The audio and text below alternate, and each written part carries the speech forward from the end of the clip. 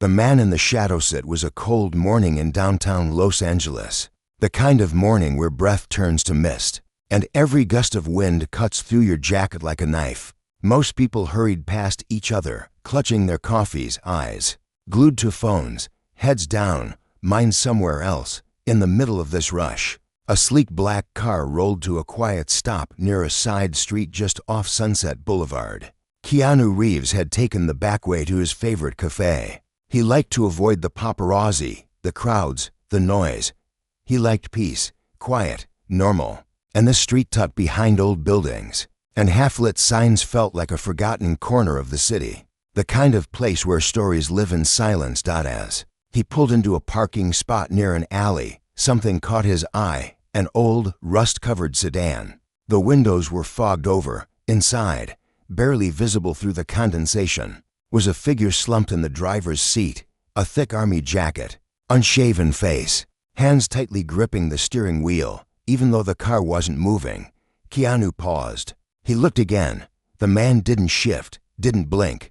For a moment, it looked like he was sleeping, or praying, or maybe just surviving. Keanu stepped out, locking his car, but his mind stayed with the image.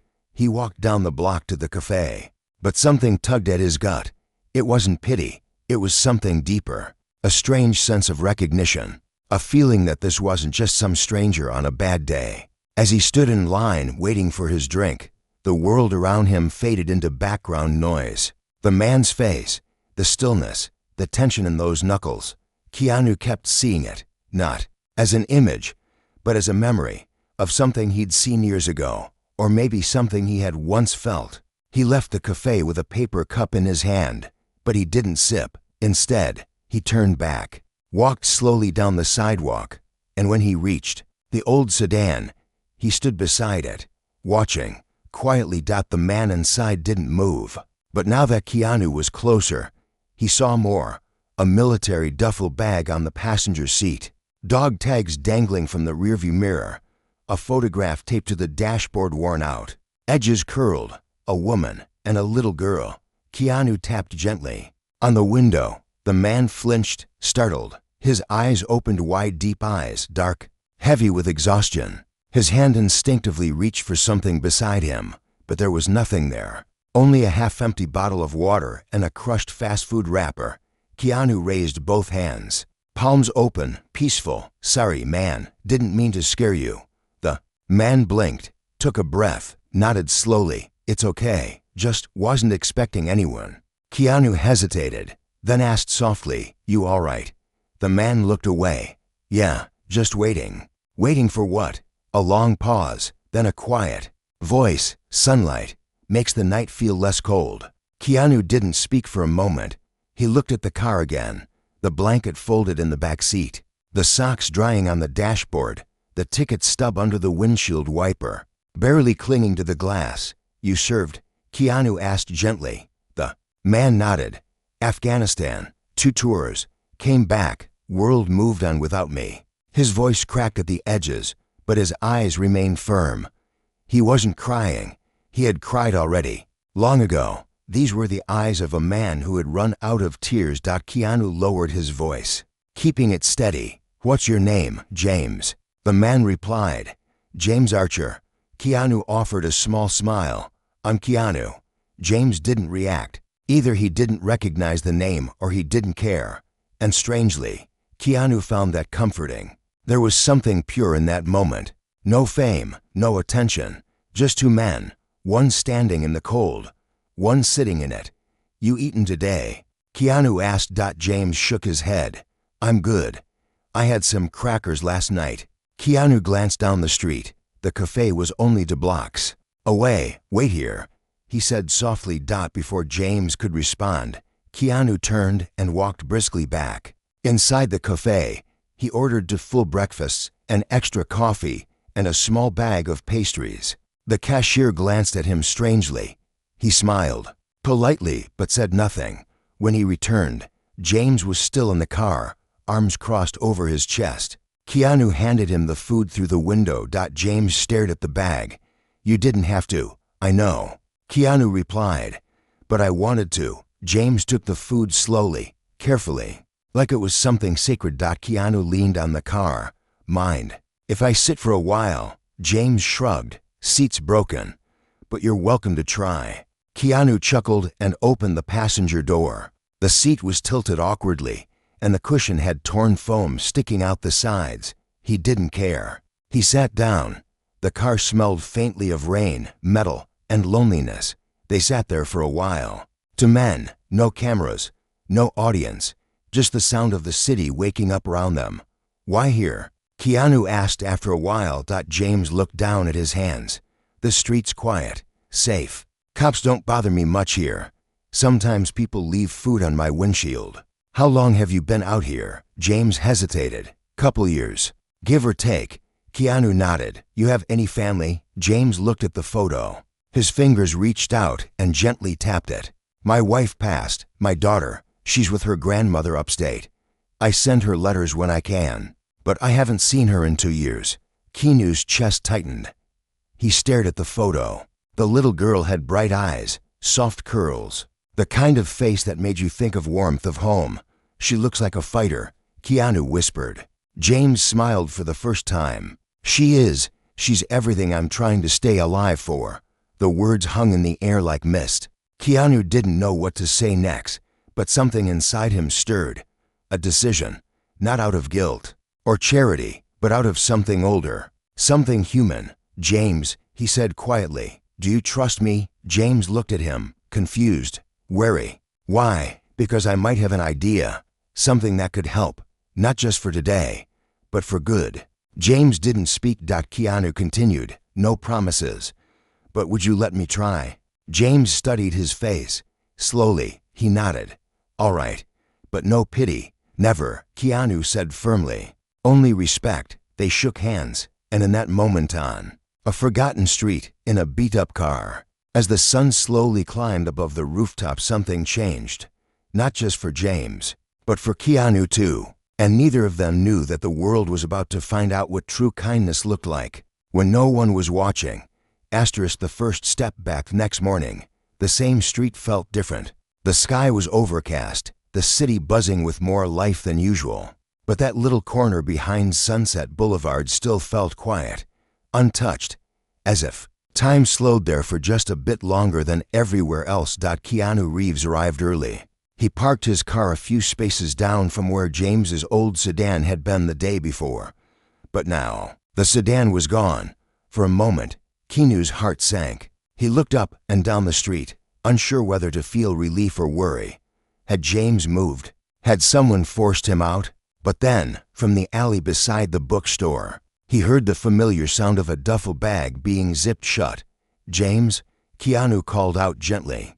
From the shadows, James stepped forward, rubbing his hands together for warmth. His jacket was zipped high, and his eyes still looked tired, but they lit up a little when he saw Keanu. Didn't think you'd come back, James said. Keanu smiled. I said I would, and I meant it. They walked together to a small diner around the corner, the kind of place with cracked leather booths and waitresses who called you honey. Even if they'd never met you, it wasn't fancy, but it felt human. Over hot coffee and scrambled eggs, Keanu leaned in. I asked a friend about some short-term housing programs. There's a place not far from here. It's run by veterans, safe, clean. They don't ask a lot of questions, and they make space for guys trying to get back on their feet. James looked down at his plate. I've heard about places like that before. Sometimes they're not what they say they are. This one's different, Keanu said softly. I checked it myself. Talked to the director. He's a Marine. James took a breath. What's the catch? No catch. Just that you show up. That's all. James stirred his coffee, staring into it like he was trying to see the future in the swirls. You think I still deserve a second chance? He asked. Keanu didn't blink. I don't think you ever lost it. Those words hit deeper than James expected. He didn't speak for a full minute. When he did, his voice cracked. You know what's funny? I used to tell my unit, keep your boots on the ground and your mind on the mission. But now I can't even keep my feet warm at night. Keanu reached into his coat and pulled out a small envelope. He slid it across the table. What's this? James asked. A few nights at the vet center. And a prepaid phone. just so we can stay in touch." James hesitated. "This is a lot." "You don't even know me. I know enough," Keanu replied. "I know what it looks like when someone hasn't given up, even when the world has." James slowly took the envelope. His hands shook slightly, not from weakness, but from something deeper and old pride waking up again. They finished breakfast mostly in silence, but it wasn't awkward. It was the kind of silence between people who understood that sometimes words get in the way. Keanu dropped James off at the shelter just after noon. It was a modest building, nothing grand, but it had a clean sign, a few flags out front, and men standing outside with the kind of posture that said, "I've seen things, but I'm still standing." A woman at the front desk greeted James with warmth and familiarity. She didn't ask too many questions. She simply gave him a key, a welcome packet, and pointed him to room 6B. As James walked toward the door, he turned back to Keanu. "I don't know what you're expecting from me," he said, "but I don't want to disappoint you." Keanu shook his head. "I'm not expecting anything. Just live, James. That's all I'm asking." James nodded. "Thank you, really." Keanu smiled. "We'll talk soon. Rest up." And then, for the first time in years, James stepped into a room with a real bed, real light, and real silence that wasn't born from fear. Meanwhile, Keanu walked back to his car, thinking. His mind wasn't done. This wasn't a what I'm thing. Something had shifted inside him. This wasn't just about helping a man sleep indoors. It was about something more. Something he hadn't yet found the words for. Later that night, Keanu sat in his living room, staring at an old photo on his wall. It was from a movie set, long ago. His hair was longer, his smile younger, but his eyes, even back then, they were searching for something. His phone buzzed. A message from an unknown number. "Room's warm. I can't remember the last time I slept on a mattress. Thanks, Keanu." Keanu stared at the message, then slowly typed back, "Get some sleep, brother. Tomorrow's a new day." And just like that, two lives, one shaped by Hollywood, the other by war, were now walking side by side, not out of obligation, but out of something rare in the modern world. A quiet kind of brotherhood. A bond built not on status or fame or even shared history, but on respect, and the belief that no one should be forgotten, no matter how far they've fallen. Letters never. It had been 3 days since James moved into room 6B. Each morning, Keanu would receive a short message. Simple updates. Nothing dramatic. Just a man learning to breathe again. Slept through the night. Had pancakes for breakfast. Met a guy from my unit here. Crazy, right? Keanu never replied with anything more than encouragement. He didn't want to overwhelm him or make James feel watched. He just wanted him to know he wasn't alone anymore. But this morning, the message was different. "I need to see you. Please." Keanu canceled his plans. No meetings, no interviews, no filming. Something in that message felt urgent, not dangerous, just heavy. When he arrived at the shelter, James was already waiting outside. Sitting on a bench with his hands in his lap, he looked better, a fresh shave, cleaner clothes. But his face was serious, eyes distant. "You okay?" Keanu asked. James nodded, then shook his head. "I found something in my duffel. Hadn't opened the bottom pocket in years." He reached into his jacket and pulled out a bundle of folded papers, tied together with a string. "Letters," James said quietly, "to my daughter, written them. Over the years, never mailed them." Keanu took the bundle gently. The papers were worn, edges frayed. Some were tear-stained. Others had tiny drawings in the corners, smiley faces, stick figures, stars. "Why didn't you send them?" he asked. James stared at the street. "I didn't think I was worthy of her anymore. I was scared she'd moved on. That hearing from me would just confuse her, maybe even hurt her." He paused, then added, "But now, I'm starting to think maybe the truth is better than silence." Keanu sat beside him. "She deserves to know her father never stopped thinking about her." James nodded slowly. "But what if she hates me? What if she doesn't remember me at all?" Keanu didn't answer right away. Instead, he reached into his own coat pocket and pulled out something unexpected, an old photograph. It was of him, from years ago, holding a woman's hand, smiling, younger, freer, I lost someone once. Keanu said quietly. It changed everything. But love doesn't just vanish, it stays. Even if it's quiet, even if it hurts. James looked at him, surprised. You. Keanu nodded. Grief, guilt, regret, they all feel the same. But it's what we do next that matters. The two sat in silence, broken only by the sound of wind blowing through nearby trees. Keanu then asked, "Do you want help finding her?" James hesitated. "Yes, but not just yet. First, I need to tell her everything, properly." He looked at the bundle. "I want to turn these letters into one real message, honest, complete. Then maybe if she wants to, she can decide what comes next." Keanu smiled softly. "I'll help you write it." That afternoon, they sat together in the shelter's library, a quiet room with soft light and old wooden tables. James began reading his letters out loud. Some were written during cold nights in his car, others during brief moments of hope. "Dear Angel," one letter began. "I saw a girl walking down the street today who looked just like you. Same eyes, same fire. I had to stop myself from calling your name." Another read. "I promise I didn't leave because I wanted to. Life just took a turn. I'm still trying to find the road back." As he read, his voice broke more than once. But he didn't stop. Keanu sat beside him the whole time, listening, saying nothing. They worked together for hours, cutting pieces, keeping others, stitching them into a single story. By nightfall, they had something raw, imperfect, but real. "You should read it to her," Keanu said. James looked up, startled. "What?" "I have a friend," Keanu continued. "She's with a non-profit.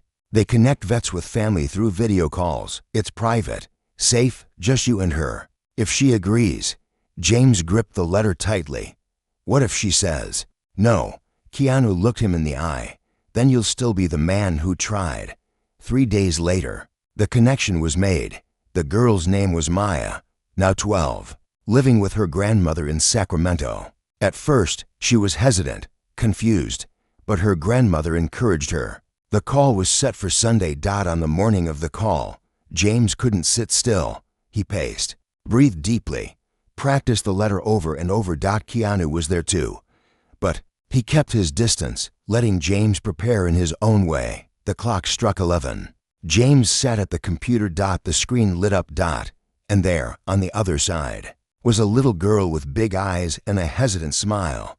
"Hi," she said quietly. James froze. Then slowly he began to read. His hands shook, his voice trembled, but he read every word, every line, every truth he had hidden for years.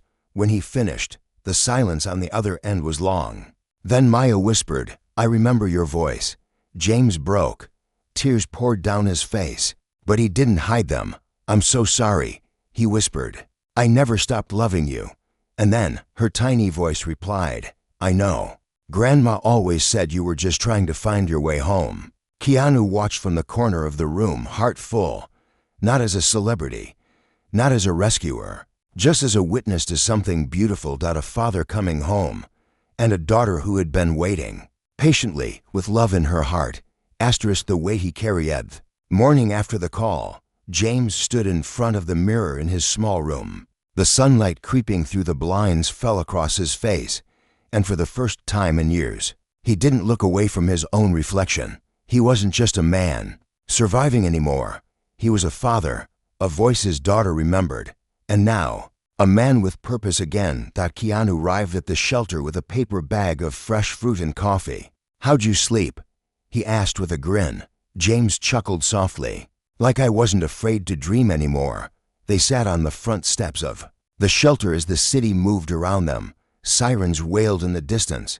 People hurried past. But that little space felt calm, sacred even. "She wants to meet me," James said suddenly, still sounding surprised. "Not now, not tomorrow, but soon." Keanu nodded. "You'll be ready." James turned to him. "You really think so?" "I know so." But behind Keanu's calm smile, there was something more, something he hadn't shared yet. Not fully. "There's something else," James said after a long pause, voice lower now. "Something I've never told anyone." Keanu gave him his full attention. "After my second tour," James began, "I came back different. Nightmares, panic, couldn't sleep. couldn't trust myself around people. I tried to get help, but the system, it's slow. I didn't have time to wait. I started drinking. I lost my job. Then the house. Then my wife got sick. His eyes grew glassy. He stared at the ground as if it might take the weight of his words. I was at the hospital when she died, but I'd passed out in the chair. I didn't even hear the machine flatline. Keanu reached over and placed a steady hand on his shoulder. "You were exhausted," he said gently. "You were still there." James nodded slowly. I buried her alone. No suit, no flowers, just a folded flag and my little girl holding my hand, not understanding what had just happened. Keanu listened, silent, patient. After that, James continued, "I broke. I didn't know how to be a father while I was falling apart inside. I thought disappearing was better than letting her see me like that. But now, I wish I had stayed. Even broken." His voice cracked. Keanu didn't say anything poetic or perfect. Instead, he did something better. He stayed. Because sometimes, the kindest thing you can do for someone drowning is just sit beside them in the water. After a long silence, James finally exhaled. "You know, for a long time, I thought the uniform made me strong. But maybe strength is just showing up even when you feel weak." Keanu nodded. "You're showing up now. That's what matters." Later that day, they visited the non-profit small art center where veterans could take free classes: painting, woodworking, music. The director had heard about James from Keanu and insisted he come by. "Don't worry," the director joked. "You don't need to be Picasso. Just bring your story." James wandered the studio slowly. On one wall were charcoal sketches, faces filled with emotion. On another, a wooden sculpture of hands clasped together, broken, but held tight. He stopped at an empty canvas. Nearby was a tray of pastels, brushes, and pencils. He stared at it like it was something foreign. "Haven't touched one of these since I was a kid," James said. "Then maybe that kid's been waiting," Keanu replied softly. Hesitantly, James picked up a pencil. He sat and began to draw. The first lines were shaky, unsure, but then they took shape. He drew a street corner, a car, foggy windows, and a man slumped behind the wheel holding a photograph. And beside him, a stranger offering a cup of coffee. Keanu smiled. "You remember every detail?" "Yeah," James said, "because that's the day everything started to change."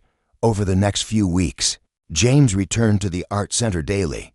Painting helped him express what he couldn't say out loud. Each stroke on the canvas was a wound healing, each color a part of him returning. He painted his daughter from memory. He painted his late wife under the stars. He painted nightmares, then painted hope. And then, one day, he painted something else. A self-portrait. Not the version of himself that lived in the rearview mirror. Not the broken veteran. Not the ghost in the car. But the man he was now, wiser, quieter, still hurting, but standing tall. Keanu stopped by the studio to see it. "You look good," he said, studying the painting. James laughed. "I didn't know I had that much gray in my beard." They both chuckled. And then James turned to Keanu with a serious look. "You ever think about why you stopped that day? You didn't know me. You didn't know me anything." Keanu leaned against the wall. "Maybe because I've been helped to. When I was lost, someone showed up for me. I just wanted to do the same." "Who helped you?" James asked. Keanu looked out the window, eyes soft. "A stranger, a woman on a subway platform in New York. I was sitting there, trying to disappear, and she sat down beside me, gave me a piece of gum, didn't say anything, just stayed." He smiled, "And that silence saved my life." James nodded slowly. "Funny how the smallest moments end up changing everything." Keanu nodded back. "Yeah, and now it's your turn." James raised an eyebrow. "My turn for what?" "To pass it on." In the weeks that followed, James began helping other veterans at the shelter. He taught art workshops, listened to their stories, and offered comfort only someone who had lived it could give. And every time he stood in that small studio, surrounded by those fighting their own quiet wars, he remembered the moment a man knocked on his fogged-up window and asked simply, "You all right?"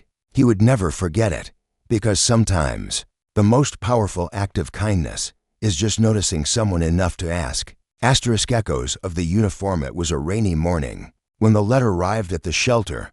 Not an email, not a phone call, a real envelope. Handwritten, fragile, but full of life. James found it in his mailbox, simple, white.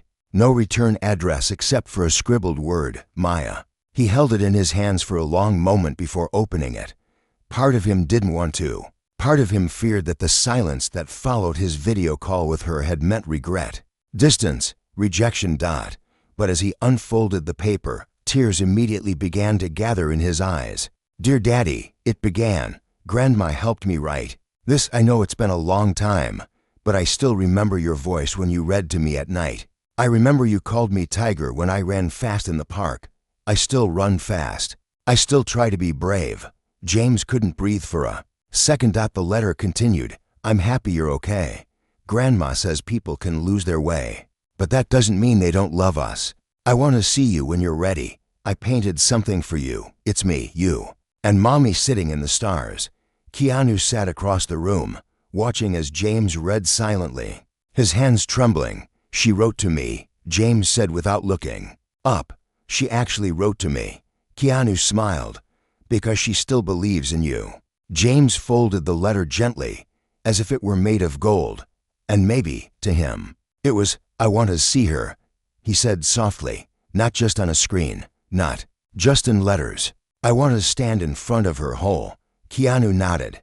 "Then we make that happen." The next few days were filled with preparation. James wanted to be ready, not perfect but present. He found an old navy blue suit at a veteran thrift center. It was a little tight in the shoulders, but it made him stand straighter. He cut his own hair, carefully with shaky hands and a quiet mirror. He polished his boots until they reflected the ceiling lights, and he painted. He painted her gift, a canvas of a girl running through a field, arms wide, sky full of stars.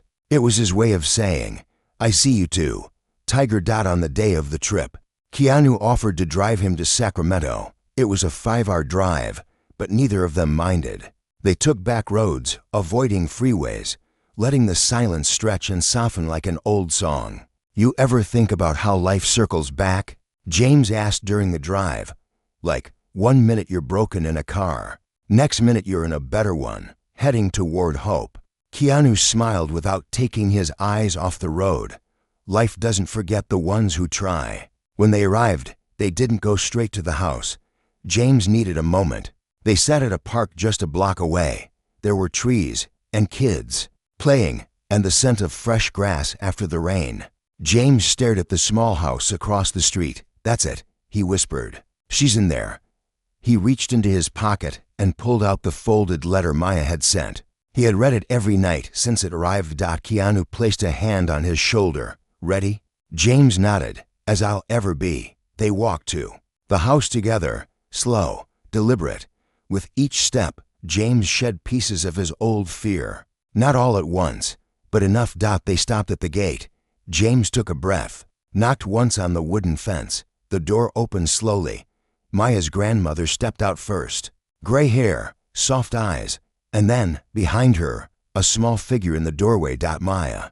Her hair was tied back in a ponytail. She wore a t-shirt with paint stains on it, and around her neck James's old dog tags. She stared at him, unsure at first, her eyes searching his face, like trying to match memory to reality. And then she whispered, "Daddy?" James stepped forward, tears already falling. "Yeah, baby, it's me." She didn't run. Not yet. She walked slowly, carefully, and then without warning threw her arms around him and held on so tight. It almost knocked the air out of his chest. He knelt down, arms wrapped around her, crying into her shoulder. "I missed you so much," she whispered. "I missed you too, Tiger," he replied. Keanu stood at the gate, watching with a quiet smile. He didn't take photos. He didn't step closer. He just stayed there, hand on his heart, honoring the moment. Inside the house, they sat together for hours. James gave her the painting. She showed him her scrapbook of drawings. They laughed, cried, and told stories. Her grandmother watched from the kitchen, wiping her eyes with a dish towel over and over. Keanu eventually came inside, invited by the warmth of the room. he was greeted not as a movie star, but as a friend, as the reason this reunion had happened. Maya looked at him and said, "You helped my dad, didn't you?" Keanu smiled gently. "No, I just reminded him who he already was." Maya thought about that. "You should be a teacher." Keanu laughed. "Maybe someday." As the sun set, and the room filled with golden light, James sat with Maya curled beside him on the couch. "Can I come visit you?" she asked. "Yes," he said without hesitation. "And one day, I'll come back. Maybe even live close, if that's okay with you." She nodded, already smiling, and as they sat there, father and daughter, reunited by faith, patience, and a stranger's kindness, the room felt full of something sacred. Not just forgiveness, but rebirth. Outside, Keanu quietly stepped away. He didn't need applause or thanks. He didn't even say goodbye. He simply walked to his car, looked up at the stars, and whispered to no one, "You did good, James." Because sometimes, the story isn't about the one who saves. It's about the one who rises. The man he became 6 months later. The same city that once swallowed James Archer in shadows now carried his name in places he never imagined. Not because he became famous, not because of charity headlines, but because of something quieter, more lasting. Every Wednesday morning, the old art studio at the Veterans Center was packed, not with tourists or reporters, but with men and women who carried invisible scars. Combat veterans, survivors, even former addicts, people who once believed they had no place left in the world. They came because James was there, and James listened. He didn't speak like a therapist. He didn't give speeches. Instead, he sat with them, beside them, paintbrush in one hand, coffee in the other. He asked one simple question: "What do you see when you close your eyes?" Then he handed them a canvas. Some drew war, some drew silence, some drew nothing. But all of them, like James, drew their way back to the surface. And still, every week without fail, Keanu Reeves stopped by. He never stayed long. Sometimes he'd quietly slip in the back, watching James from a corner. Sometimes he'd bring fresh supplies, new brushes, blank canvases, a tray of donuts. "You're becoming the teacher," Keanu said once with a grin. James smiled back. "Nah, I'm just making room for stories to breathe." But something deeper had happened too. James had moved out of the shelter and into a modest one-bedroom apartment. It wasn't luxury, but it was his. There were pictures on the wall now, Maya's drawings, his own paintings, and one photo in the center, a faded shot of him, Maya, and Keanu in the park, laughing, real. He and Maya now spoke every week. They even started video calling during dinner. She would talk about school, about the new science project she hated, and the soccer team she secretly loved. "Grandma says you're becoming someone new," Maya once said. James had smiled. "I think I'm just becoming who I was always meant to be." And then came the call that changed everything again. Keanu was offered an award by a national veteran advocacy group. They wanted to honor him for his quiet service, for uplifting the forgotten, for being the voice behind lives rebuilt. But he declined the spotlight. "Give the award to James," he told them. "He's the one who got out of the car." And they did. The ceremony was small. No flashing cameras, no red carpet. Just a community hall, a few dozen veterans, and the people who'd been saved by each other's strength. James stood at the podium, hands shaking, a paper folded in his coat pocket. He looked out at the room and said, "I don't have a fancy speech. I'm not an actor. I'm not a politician. I'm just a man who almost gave up. But then a stranger knocked on my window and asked me if I was okay." He paused. "I wasn't, but I wanted to be, and that was enough." He reached into his pocket, unfolded a letter, and smiled. "My daughter wrote this to me last week," she said. "I told my class about you, Daddy. I said my hero doesn't wear a cape, he holds a paintbrush." The room went silent. James looked down, blinked back tears, then looked up again. "You don't need to be perfect to be someone's hero. You just need to show up." After the applause faded, Keanu came to him quietly. "No stage, no camera. You changed a lot of lives," Keanu said. James looked at him. "Including yours?" Keanu smiled. "Especially mine." They hugged, two men who never asked for attention, never sought praise. Two souls who met by accident, but stayed by choice. And that night, as James walked back to his apartment, award in hand, the city felt different, not smaller, not quieter, but more open. He passed the same street where they first met, the corner where that old rusted sedan once sat, the fogged-up window, the folded blanket, the duffel bag and photo.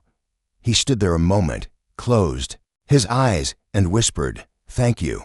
Not to anyone in particular, but to the moment that broke him, and the man who saw through the cracks, because that was the truth. It wasn't just about saving a veteran. It was about recognizing that no one is ever too far gone. No one is beyond redemption, and sometimes all it takes is one hand reaching through the fog.